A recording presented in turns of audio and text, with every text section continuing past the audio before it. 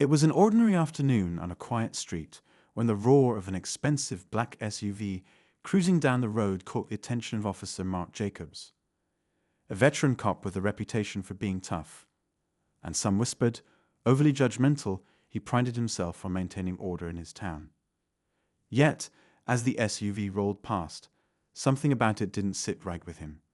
The tinted windows, the luxury badge, and the driver, a young black woman confidently steering the wheel, triggered his instincts. Mark's hand hovered over his police radio as he muttered, "Let's see what's going on here." Within seconds, the flashing red and blue lights of his patrol car illuminated the SUV, signaling it to pull over. Inside the vehicle, Monica Reed, a successful entrepreneur and philanthropist, sighed deeply.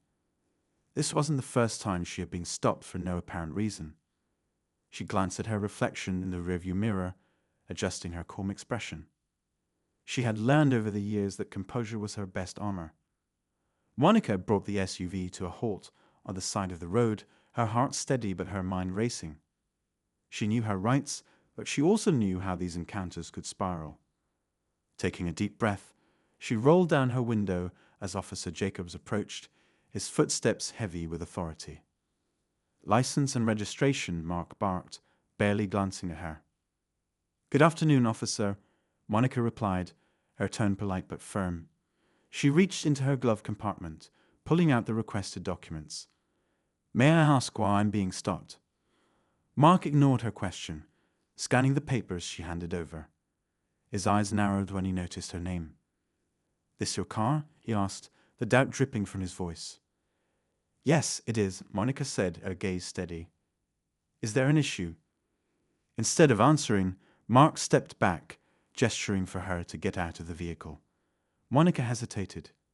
"Am I being detained?" she asked, her voice unwavering. "Step out of the car," Mark repeated, louder this time. His tone was sharp, leaving no room for negotiation. Reluctantly, Monica opened her door and stepped out, her heels clicking against the pavement. She stood tall, her designer blazer and confident posture speaking volumes about who she was. But none of that seemed to matter to Mark. "Hands on the hood," he ordered. "What's the reason for this, officer?" Monica asked, maintaining her composure even as the situation grew tense. Mark didn't answer. Instead, he grabbed her arm, his grip firm and unyielding. "We'll sort that out at the station," he muttered, his words laced with impatience. At that moment, a small crowd began to gather at a distance, their phones recording the unfolding scene. Monica could feel their eyes on her, but she focused on staying calm.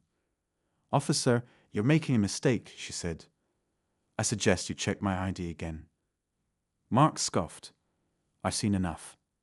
He began to drag her toward his patrol car, but before he could place her in the back seat, another voice cut through the tension. "Mark, what the hell are you doing?" Both Monica and Mark turned to see Lieutenant Sarah Bennett, Mark's superior, striding toward them. Her face was a mix of disbelief and fury. She was driving suspiciously, Mark explained, his grip still on Monica's arm. "Suspiciously," Sarah repeated, her voice sharp. "Did you even run her plates?" Mark hesitated. "I was about to," he said defensively. Sarah didn't buy it. She turned to Monica, her tone softening. "Ma'am, I'm so sorry for this. Please, let's get this sorted out." But Monica wasn't backing down.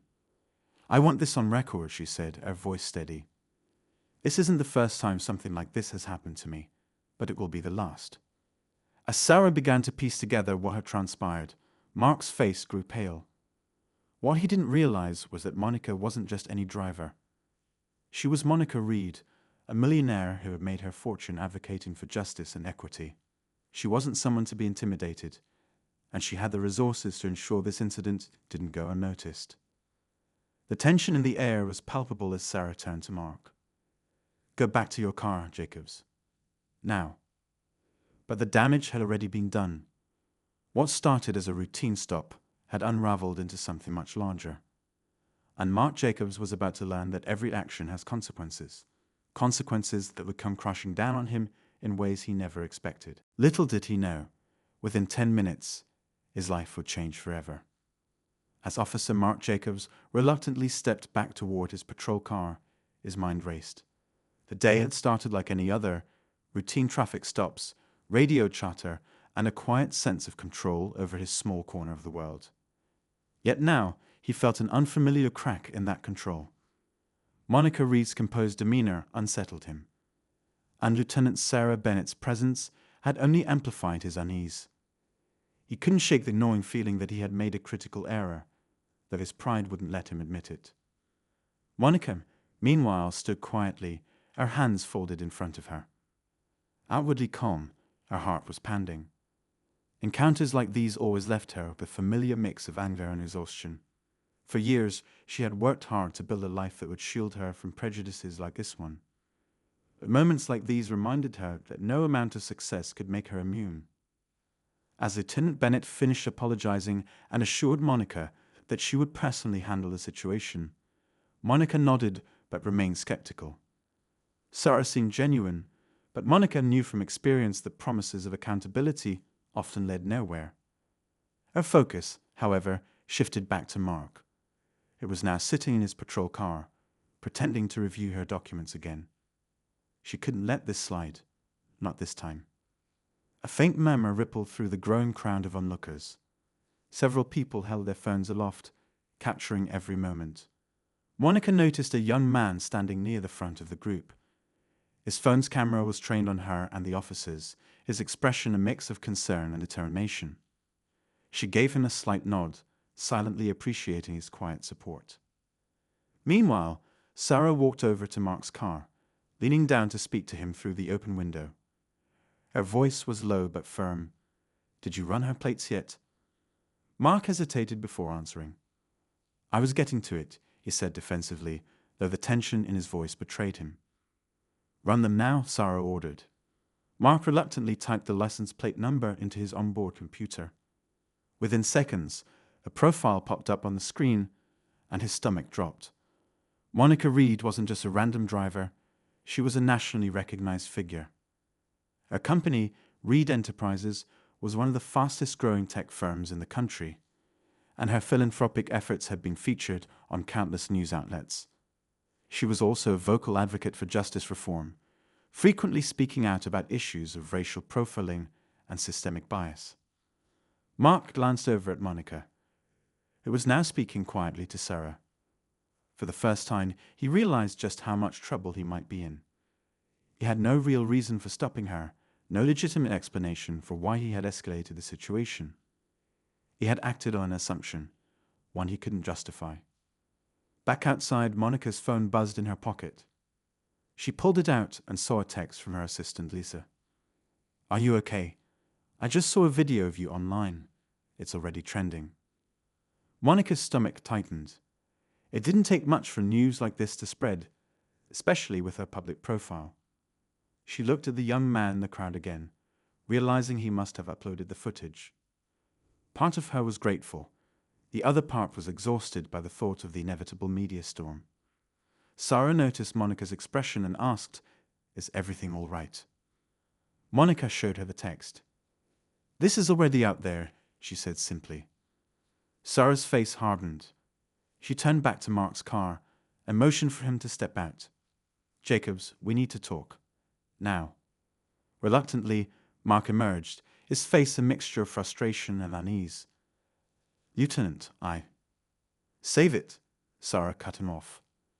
"You're done here. Hand me your badge and gun." "What?"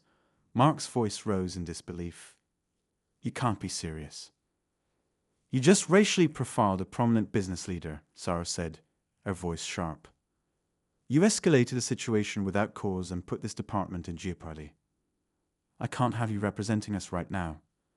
Turn in your badge and gun, or I'll make the call myself." The crowd murmured louder as they watched the exchange, sensing the shift in power. Mark hesitated, looking around as if searching for someone to back him up. But no one stepped forward.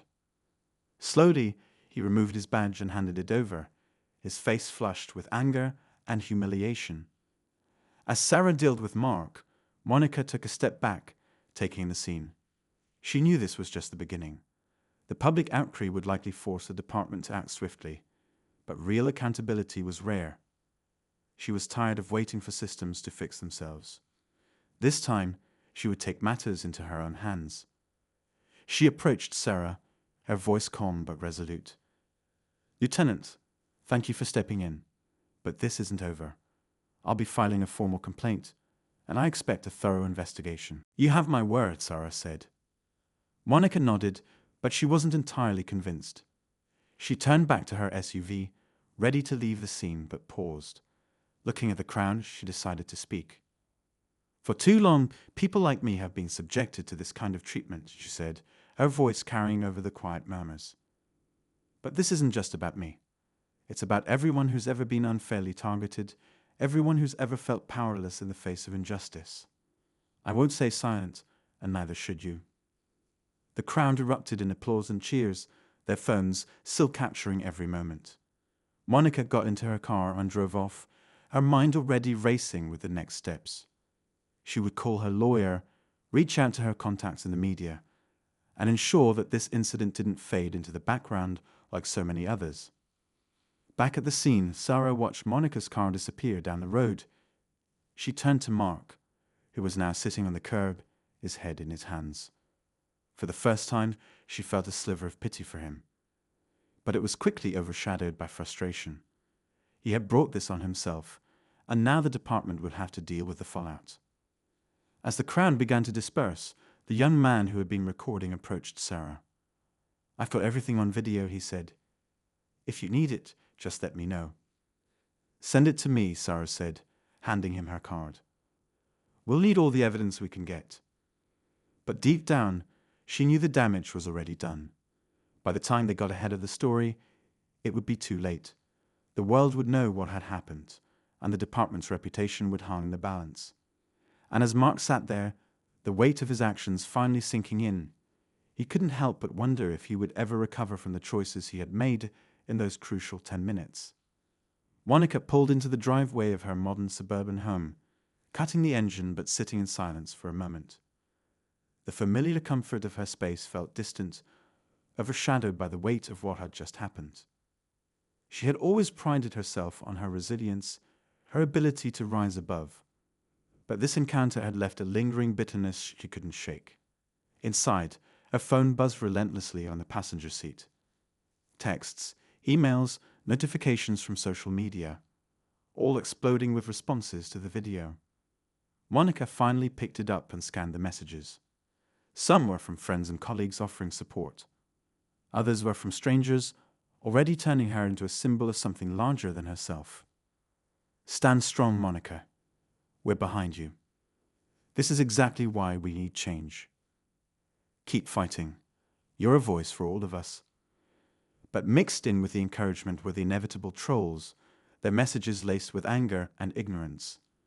Monica had dealt with online hate before, but after today, every word felt sharper, cutting deeper.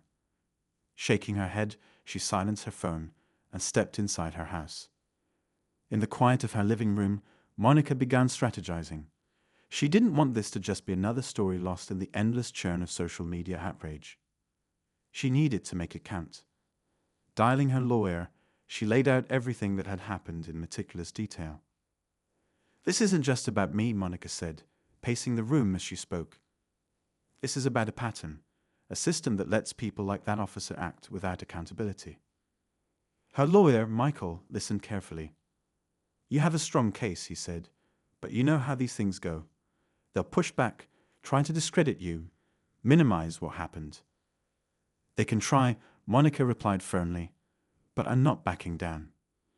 Meanwhile, across town, Mark sat in his small apartment, staring at the blank walls.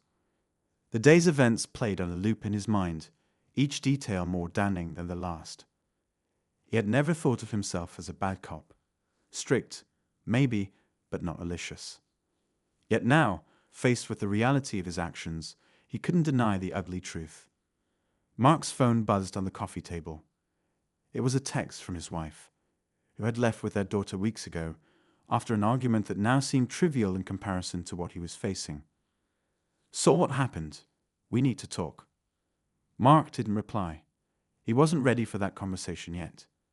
He wasn't ready for any conversation, but he knew he couldn't avoid it forever. The video was everywhere. His name was trending online, his face plastered across news reports, each headline worse than the last. Officer accused of racial profiling millionaire. Abuse of power caught on camera. Is this the breaking point for police reform?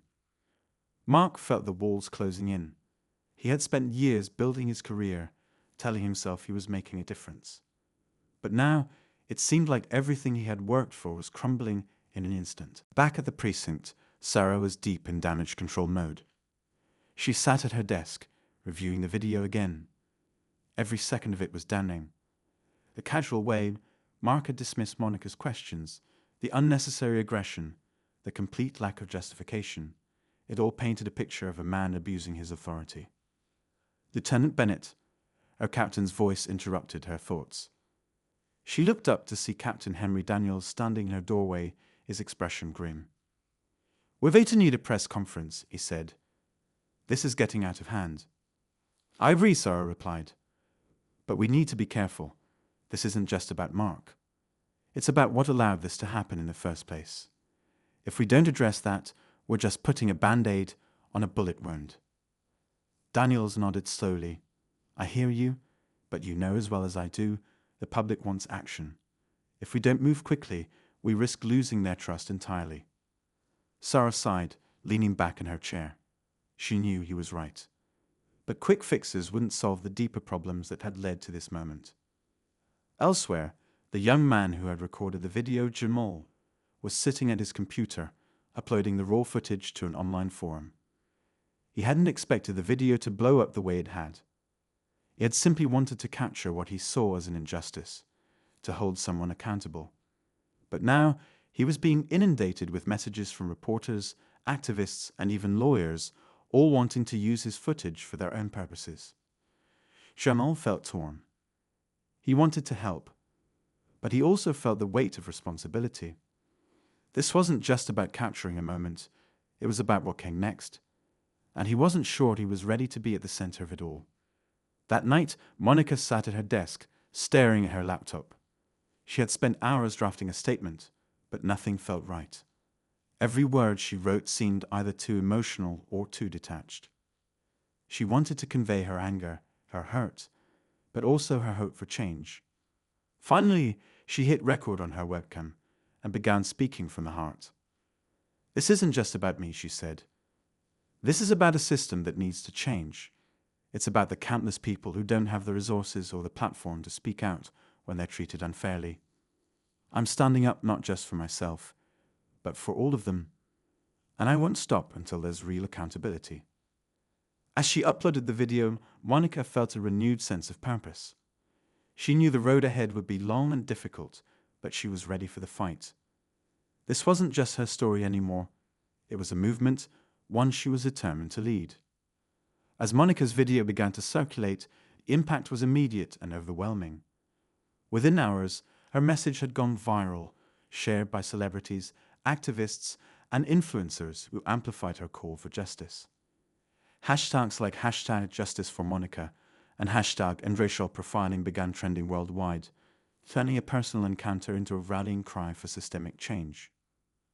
Monica's phone buzzed non-stop as reporters reached out for interviews, organizations offered their support, and friends sent messages of encouragement. But mixed in with the positivity were the inevitable threats and vitriol.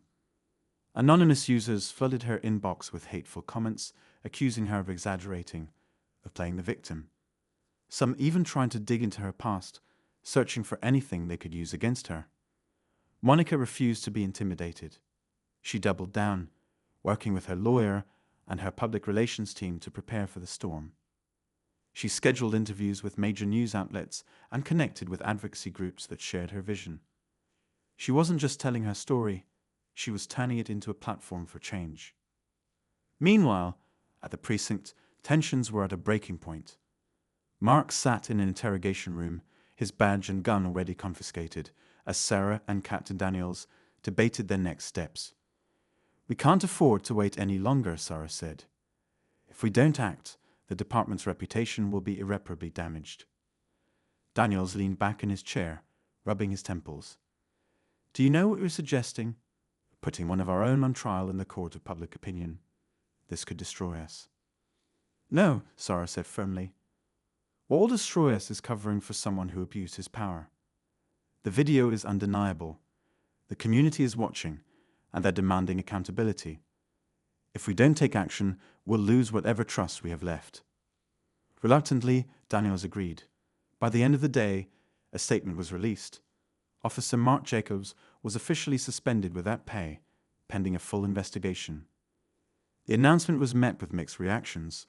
Some saw it as a step in the right direction, while others dismissed it as too little, too late. Mark, sitting alone in his apartment, read the statement with a sinking feeling. He had hoped the department might protect him, shield him from the fallout. But now he was on his own, left to face the consequences of his actions. The news coverage was relentless, dissecting every moment of the incident and scrutinizing his record.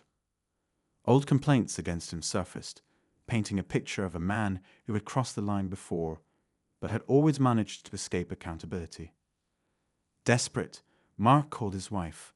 She answered after several rings, her voice cautious. I didn't know if I should pick up, she admitted.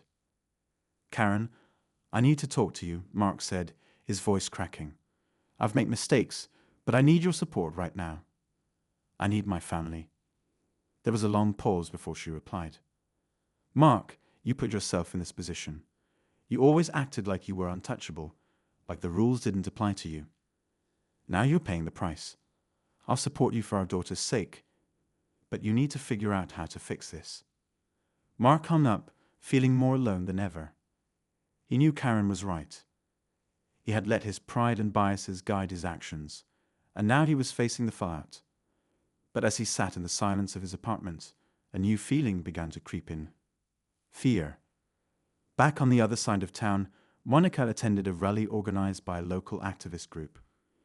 Hundreds of people gathered in solidarity, holding signs with messages like *Justice for Monica*, and *Accountability. Now, Monica stood on the stage, looking out at the crowd, a mix of emotions swirling inside her. She was grateful for the support, but the weight of being a symbol for change was heavy. When it was her turn to speak, Monica stepped up to the microphone. The crowd quieted, their attention focused entirely on her. Thank you for being here, she began, her voice steady despite the nerves she felt. This isn't just about what happened to me. It's about a system that allows these things to keep happening over and over again. It's about standing up and saying enough. The crowd erupted in cheers, their energy fueling Monica's resolve. But as she continued speaking, her mind wandered to what lay ahead. The legal battle, the media scrutiny, the constant fight to keep the momentum going. It all felt overwhelming. In the shadows of the rally, Jamal watched silently. He had spent the past few days grappling with his role in this unfolding story. Part of him was proud of what he had done, capturing the truth, exposing injustice. But another part felt the pressure of it all, the way his actions had spiraled into something much bigger than he ever imagined. After the rally, Monica spotted Jamal and walked over to thank him. Your video started this, she said. You gave me the proof I needed to stand up. Jamal nodded, but his expression was serious. I just wanted to do the right thing, he said. But now it feels like everyone's watching me, waiting for me to mess up. You did the right thing, Monica assured him. And if you ever need support, I'm here. As the night wore on, both Monica and Jamal found themselves reflecting on how quickly life could change. For Monica, it was a chance to channel her pain into purpose. For Jamal, it was a lesson in the power of truth and the responsibility that came with it. But as they prepared for the next steps, forces beyond their control were already in motion. Behind closed doors, lawyers, city officials, and police representatives scrambled to contain the situation, each with their own agenda. And for Mark, the walls were closing in faster than he could have imagined. The tension reached a boiling point when Monica received an unexpected email. The sender was anonymous, but the message was clear. Stay quiet, or there will be consequences. Monica stared at the screen, her breath catching in her throat. She had always known speaking out came with risks, but this felt different. This was personal. The stakes had just been raised, and the fight was far from over. Monica stared at the email, her mind racing. The anonymous threat was unexpected, sending a chill down her spine. She leaned back in her chair, the glow of the laptop screen casting long shadows across the room. Taking a deep breath, she forwarded the message to Michael, her lawyer, adding a simple note. Asterisk, this just came in. What should we do, asterisk? A moment later, her phone buzzed. Michael's voice was calm but firm. We need to take this seriously, Monica. Anonymous threats are often just noise, but we can't afford to dismiss it. I'll notify the authorities and see if we can trace the sender. Thanks, Monica replied, her voice steadier than she felt. But this only proves we're rattling the right cages. Michael sighed on the other end. That may be true, but it also means you need to be careful. These situations can escalate quickly. Monica nodded, though he couldn't see her. She knew he was right. This wasn't just about the threat. It was about the fear that someone wanted her silenced, that the stakes were higher than she had imagined. Across the city, Jamal was grappling with his own doubts. The video he had taken was now the centerpiece of a national conversation. But the attention had come with its own challenges. He was receiving messages from people asking him to film more incidents, to be the eyes of the movement. At the same time, others accused him of exploiting the situation for fame. That evening, as he walked home from work, Jamal noticed a black SUV idling near his apartment building. Its tinted windows and unmarked plates set him on edge. He slowed his pace, glancing over his shoulder. The SUV remained still, its engine humming softly. Trying to shake off the feeling of being watched, Jamal hurried inside, locking the door behind him. He peeked out through the curtains, but the SUV was gone. His paranoia felt justified, though he couldn't be sure if it was real or just his imagination playing tricks on him. Meanwhile, at the precinct, Sarah was uncovering more troubling details about Mark's history. As she combed through his personnel file, she found reports of past complaints that had been quietly dismissed. Allegations of excessive force, racially biased behavior, and even incidents where Mark had falsified reports, all buried under layers of bureaucratic red tape. Fuming, Sarah brought the file to Captain Daniels. "Did you know about this?" she demanded, slamming the documents on his desk. Daniels glanced at the papers, his expression unreadable. "It's complicated," he said after a moment. There were investigations, but nothing conclusive. "Conclusive or not, there's a pattern here," Sarah countered. "We've been protecting someone who has no business wearing a badge." Daniels leaned back in his chair, rubbing his temples. "Do you know what you're implying? That the department itself is complicit. This could blow up in all our faces." "It already has," Sarah shot back. "And if we don't own up to it, we'll lose what little credibility we have left." As Sarah left his office, her resolve hardened. She knew pushing for accountability within the department could cost her career, but staying silent wasn't an option. That same night, Monica sat down with the private investigator Michael had recommended. His name was Eric Morales, a former detective with a reputation for uncovering uncomfortable truths. "I've reviewed the case," Eric said, flipping through his notes. "The threat you received is concerning, but I believe it's tied to something deeper. Have you considered the possibility that this isn't just about one bad officer? This could be part of a larger network protecting individuals like him." Monica frowned, leaning forward. "What do you mean?" "There's a pattern in how complaints against Officer Jacobs were handled," Eric explained. "They weren't just ignored, they were deliberately buried. Someone went out of their way to protect him, and I intend to find out who." The idea sent a shiver through Monica. She had always suspected there was more to the system's failures, but hearing it laid out so plainly was unnerving. As Eric dug deeper, Monica received another email, this time from an unexpected source. It was from a fellow officer in the precinct who had seen the video and wanted to share information anonymously. "I've worked with Jacobs for years," the message read.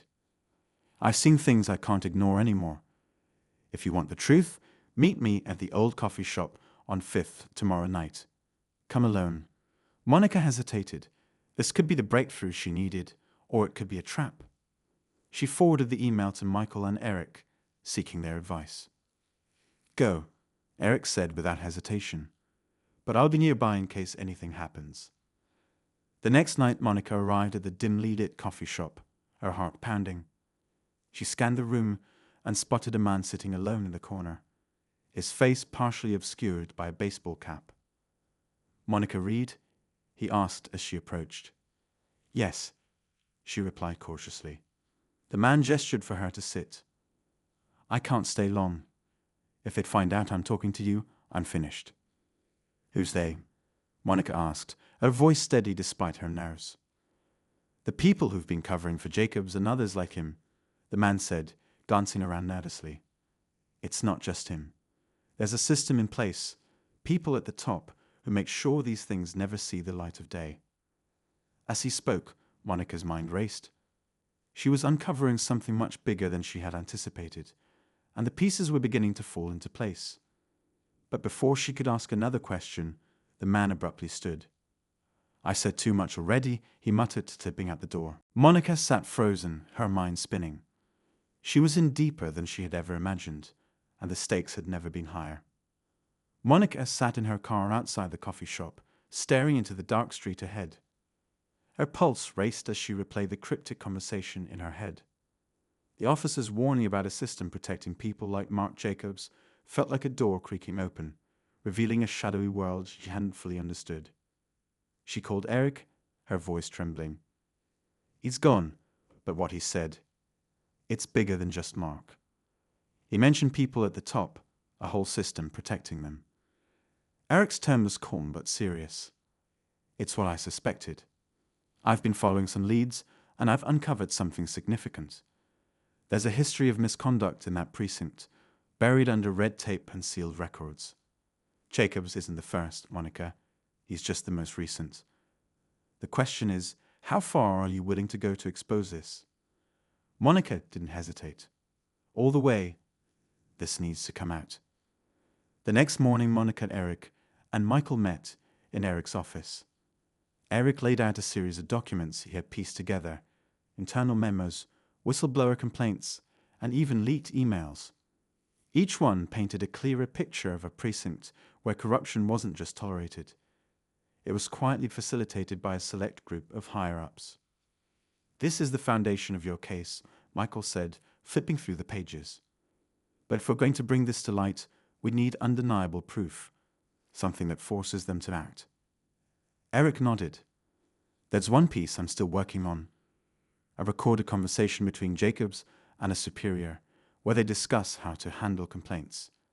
If we can get that, it'll be the nail in the coffin. While Eric pursued the recording, Monica continued her public fight. She appeared on national news programs, using her platform to call for transparency and accountability. The pressure on the precinct mounted, with protests outside their headquarters growing larger each day. Inside the precinct, Sarah was walking a tightrope. She had become a quiet ally to Monica, feeding Eric information from the inside. But her actions hadn't gone unnoticed. Late one evening, as she was leaving work, she found an envelope tucked under her windshield wiper. Inside was a single note. Asterisk, stop digging, or you'll regret it. Asterisk. Undeterred, Sarah met with Eric in secret, handing over key files that could expose the network of protection. If they find out I gave you this, my career is over, she said. It's a risk worth taking, Eric assured her. You're doing the right thing. Finally, after weeks of digging, Eric obtained the recording. It was more damning than they had anticipated. A phone conversation between Mark Jacobs and his superior, Captain Daniels. In it, Daniels instructed Jacobs to manage a complaint from a previous incident, suggesting he alter his report to shift the blame. Monica listened to the recording with a mix of anger and determination. This is it, she said. This is what we need. The team wasted no time. They released the recording to the press, along with a detailed report outlining the systemic corruption within the precinct. The response was explosive. News outlets ran with the story, and public outrage reached a boiling point. Within hours, the mayor called a press conference, announcing an independent investigation into the precinct and placing Captain Daniels on administrative leave. As the investigation unfolded, Mark Jacobs was formally charged not only for his actions against Monica, but for multiple instances of misconduct that had come to light.